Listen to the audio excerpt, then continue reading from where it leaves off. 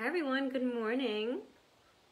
So today's video is going to be about some intuitive eating myths. So I'm sure we've heard a lot of different things out there that we believe or we're not sure of, or maybe it is something that's real and true. So today I want to dive a little bit deeper into that so I can help you understand intuitive eating a little bit better and how it's just this magical place that you could be in that I absolutely love. So if you come on today, please say hello so I know you're here. And if you catch the replay, #replay. And if you have any questions at all, please let me know. Just pop it in the comments for me. I'm happy to answer your questions. So where does health actually fit into intuitive eating? Okay, this gets asked a lot, right? And intuitive eating, is it just another excuse to eat junk food all day? People have actually asked me that, and people think that maybe intuitive eating is promoting obesity. So we're going to dive a little bit deeper into that. And I'm curious what your thoughts are, or if there's something that you've heard that you're not sure of, or if you have any questions about it, just pop it in the comments and we can discuss that as well. So the intuitive eating approach to nutrition is about making peace with food, okay? And it's also about honoring your body's ability to actually recognize hunger and fullness.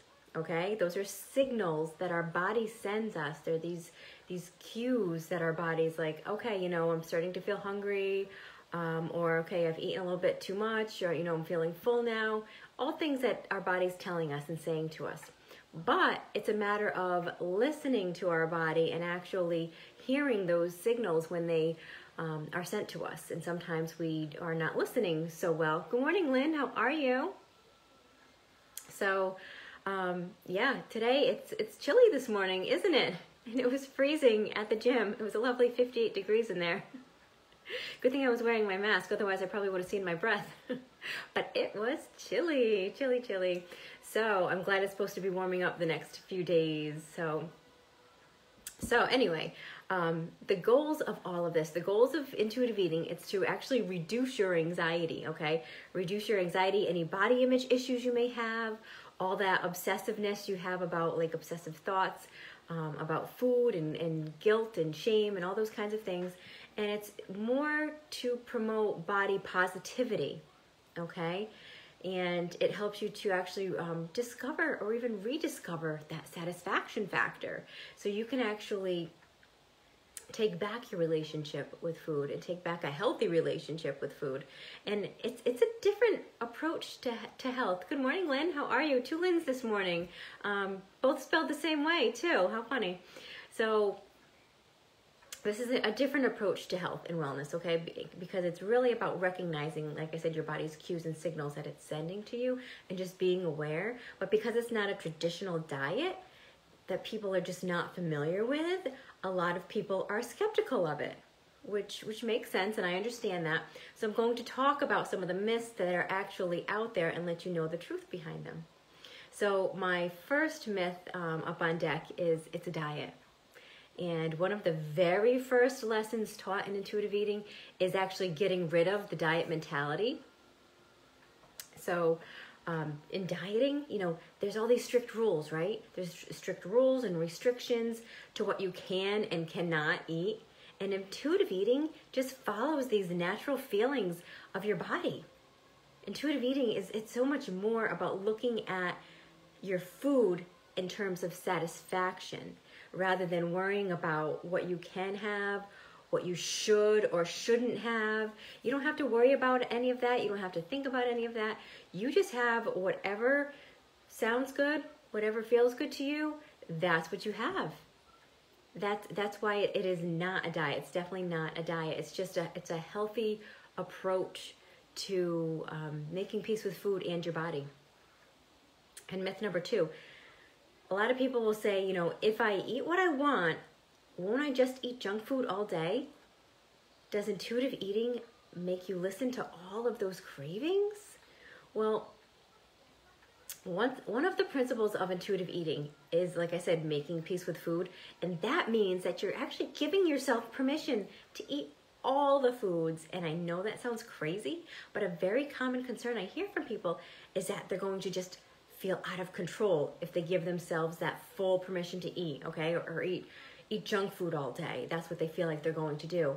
And if they allow themselves to just eat whatever they want, they feel like that's what's going to happen, okay? I mean, is that something that you think of when you think, okay, she's telling me I have full permission to eat all the foods, anything I want, anytime? Is that what you're thinking or feeling might happen for you? Let me know. Hi, Suzanne. How are you? Thanks for coming on this morning. So it can be helpful to actually, if you are thinking that way, it can be helpful to actually reframe this thought for yourself in that the cravings aren't actually the problem, okay? What actually is going on is that the rules that we use to control the cravings are the problem, because there's all these strict rules, right? So the irony is that the rule sometimes that uses to control the cravings can actually make the cravings worse. Good morning, Angela. How are you? So if you have a rule that you cannot eat desserts during the week, which I know a lot of us think that way, you're likely going to think about the desserts all the time, or you're going to think about it all week long until the weekend finally gets here and you're like, oh, I can finally have this dessert. And what's going to happen at that point? Are you just going to have a little bit? Probably not. Chances are, probably not, right? You're probably going to go a little crazy with it. And then there's going to be that guilt and that shame because you're going to feel awful for overindulging in it. And there's that vicious cycle again, okay? So we don't want to deprive ourselves so much during the week, all right? That's why with intuitive eating, when I say yes, you're allowed to have whatever you want, whatever's going to sound good to you. Because if you have it a little bit here and there throughout the week, by the time the weekend comes, you're not going to feel the need to go crazy on it, okay? And it's usually, oh, good morning, Christine. Thanks for popping on. And it's usually that guilt that tends to make people eat uncontrollably, right? Intuitive eating means you have no guilt in your eating. When you first begin that healing process with food, you may find that you're eating more foods that you had previously restricted. And then since that restriction had led to deprivation, you may end up eating more of the foods, those particular foods for a while. But once you've gotten rid of that deprivation around those foods, whatever particular food it is, then these foods will just find a nice place, a nice happy little place in your life in a way that is much more balanced. Because like I said, you can sprinkle them in throughout the week. You don't have to wait till the weekend to have it and gorge on it and go overboard and then feel like crap and feel like all these feelings of guilt and shame wash over you. You can have it whenever you want and enjoy it peacefully, in just a nice little amount, small amount for yourself, so by the time the weekend comes, you're not going crazy, all right? Because you've already had it. It's not, it's not something that's waiting there on the top of this pedestal that we put it on for us by the time the weekend gets here, okay? Christine, how long is a while? Good question. And you know what? And that's different for everybody because everybody's different depending on, how they feel around certain foods or what kind of foods that they feel like really cause them to, be like a trigger food for them. So, it could take a week for some people. It could take 2 weeks. It could take 3 weeks. It could take a month, if you go crazy on this one particular food. But let me tell you, if you're eating this one food that you have just put up on this pedestal for a whole month, whenever you want, eventually you are going to get sick of it. It just like with anything you can have it all the time, then you don't want it so much. And eventually those feelings of it being so like that trophy on that pedestal, it kind of comes down a couple notches, and then all of a sudden it's just down here with all the other foods, and it gets to the point where just food is food. Whether you want to have a brownie for a snack on a Tuesday afternoon, or you want to have an apple for a snack. Either way, food is food. Whichever one you choose, whichever one is going to be more satisfying to you, that's what you have. And you have it in the amount to where you're having it when you're feeling that hunger come on, and then you're stopping when you're comfortably full and it feels good to you and you feel satisfied and satiated. And then you're not feeling like you want to go and continue to pick and look for something else. Your body and your brain are satisfied. Okay, that's the difference. And depending on whichever you may choose, and over time, as this happens, as you start to take all these forbidden foods off their pedestal and they become neutral down on this line down here with all the other foods, you start to gravitate towards the more nutritionally dense foods, actually. I crave lots of fruits and vegetables now like I never have before. And it took me a long time to get here. It certainly didn't happen overnight. It didn't happen in just a couple months, but it happened, you know, just being consistent with it over time. And now I'm to that place, and it's wonderful. But if I do feel like having, you know, a brownie or a cookie or some chips or whatever, or ice cream, I'll have it. But I have it in a nice normal portion amount. I'm not weighing or measuring it, but I'm having it, you know, in a little bowl or in just a nice amount that is enough, like it's satisfying enough. All I need is that little bit, and it satisfies me, and then I move on, and then I can continue with the rest of my healthy choices. So I'm fitting it in a nice way that's feeling good and comfortable to my body and my brain. Okay, so I hope that makes sense. And yes, it does take a while. Like I said, I didn't land here overnight, that's for sure. You know, I restricted and binged for many, many years. And they were planned binges, for goodness sake. How crazy is that I planned to go crazy on all these not so healthy foods, and then I'd feel awful after. Just physically and mentally, and I was miserable for how much I was restricting. I was not eating enough. I had like no muscle on my body because I was restricting too much, even though I wanted to build muscle. So I was not working towards my goals whatsoever, even though I thought I was, because I thought I was being so good when I was restricting. But I was really doing so many bad things, awful things for my body, not healthy things. And then gorging like that is not healthy either for your body too, flooding your body with not so healthy foods like that either. So yeah, and it took a while. It took quite some time for me to get to the place where I am. I'd say maybe an average of a couple of years, but I'm here. And I, you know, just being consistent with it. And you can too. If I can do it, you can do it. Because believe me, I used to crave just all the fried and fatty foods all the time. And, you know, all the Italian type foods, which I still love. But, you know, the pasta dishes and the like chicken parm and, you know, all that kind of stuff. It was just like, you know, so good. And the Italian bread and everything. But it's still good, and I still love it, and I still enjoy it, and I have it, but I have it now in a way that feels good to my body, okay? I don't plan a big, like, gorging on it like it's, you know, Thanksgiving meal or something. So I hope that made sense. I feel like I rambled a little bit, but I hope that made sense for you, and trust the process. I know you hear this quite often, I'm sure, but you got to trust the process because eventually you will get there. It's just consistency. Consistency. Think of that word of the day, consistency. All right? Okay. So another myth there is that intuitive eating is just another diet to lose weight. Well, we've already ruled out that it's not a diet. So this definitely goes against intuitive eating because there's 3 things that can happen as you begin intuitive eating, okay, or the whole process. 1, you could lose weight. 2, you could gain weight. And 3, your weight might stay the same. So the focus here, the focus of intuitive eating is not weight loss, okay? Where with a diet, the focus is weight loss. With intuitive eating, it is not the focus, all right? So it's more focusing on the behaviors in the actual relationship with food, okay? Weight loss isn't a behavior, it's an outcome, okay? See the difference there? So if you have been eating without attention to your body's signals and, whoops, almost knocked that down, and you haven't been,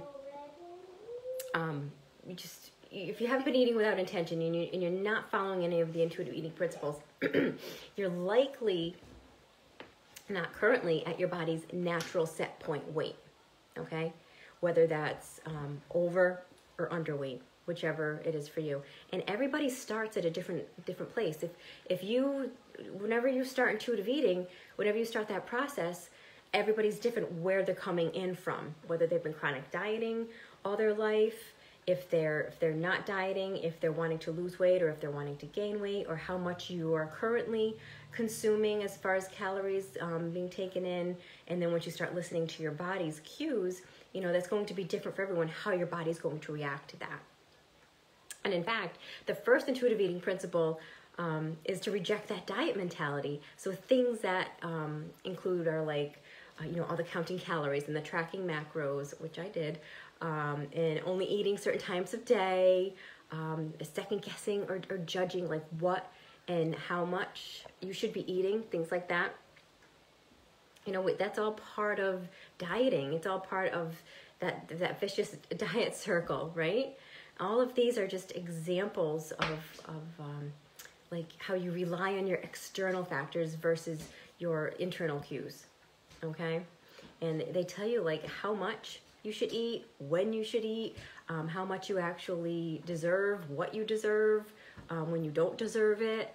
And that's no fun, and that's not a healthy way to live. And nobody should be telling you what or how much or when to eat. Only you should be telling yourself that, right? That's you're the king or the queen of your own body, and you should be telling yourself how much and when you actually need for food and for fuel. Okay, and another myth is that there's no structure or focus on nutrition with intuitive eating. Well, a lot of people will think that because we say like, yeah, you can eat whatever you want, whenever you want. But one of the principles of intuitive eating is actually honoring your health with gentle nutrition. So that means like it was purposely the very last principle, because if you focus on too much of the nutrition piece early on in the process, when you're trying to become an intuitive eater, you're likely not like fully give yourself all that full permission to eat all the foods, okay? This gentle nutrition actually combines having just a healthy balance of foods with having a healthy relationship with your foods, okay? So intuitive eating is where you're so in tune with the process of your mind, your body, and your food, okay? So think about that for a minute. Intuitive eating is where you're so in tune with the process of your mind, your body, and food. Gentle nutrition is where you bring in your thoughts and your feelings and your beliefs and your hunger and your satiety cues, okay? All those, the hunger and the fullness cues that we talk about, okay?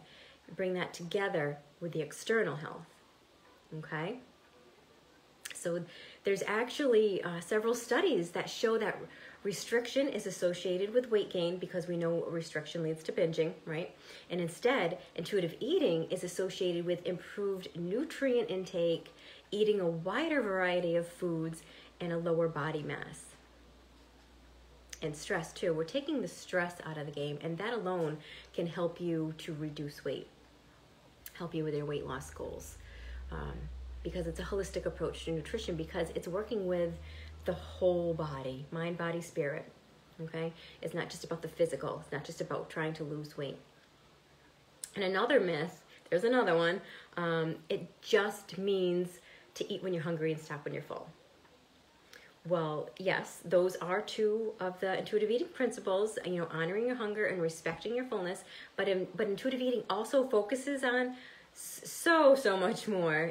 Intuitive eating also means giving your body, that full permission to eat all foods, but also discovering the satisfaction factor. You gotta be satisfied when you're eating, right? That's part of why we eat. We enjoy it, so you want to be enjoyed and satisfied when you eat, and also challenging the food police, because there's those awful voices in our head, and honoring your feelings without using the food.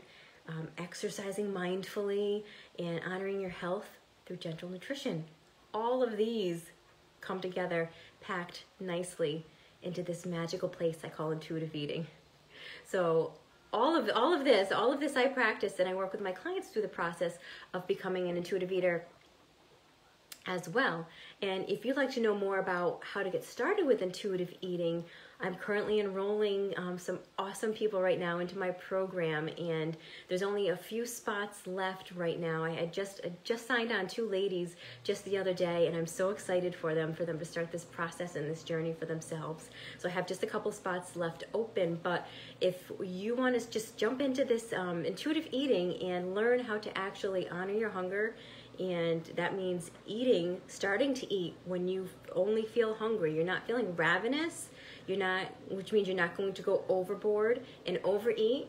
We're not restricting. You're starting to eat when you are truly hungry, and you're only going to eat until you are just satisfied and you're full and you feel good, but you're not overly full. You're going to eat until a point where you feel fueled and energized and you feel really good. And this is a new 4-week program where we focus on just the hunger and the fullness for this time frame, so that you can get really, really good at it, and then we can continue on from there if you choose on anything else as far as nutrition or whatever you feel like you need for your body. But getting really good at honoring that hunger and fullness is key, because you're, like I said, you're not waiting until you're ravenously hungry to eat, and then you're not overeating either, which makes all the difference right there. Good morning, Dawn. How are you? Thank you for coming on. We're just closing up here, but if you want, you can go back and catch the replay. That'd be great. So if anybody has any questions, just let me know. And if not, I'm going to hop off. But I hope you all have a beautiful day. I'll talk to you soon. Bye, guys.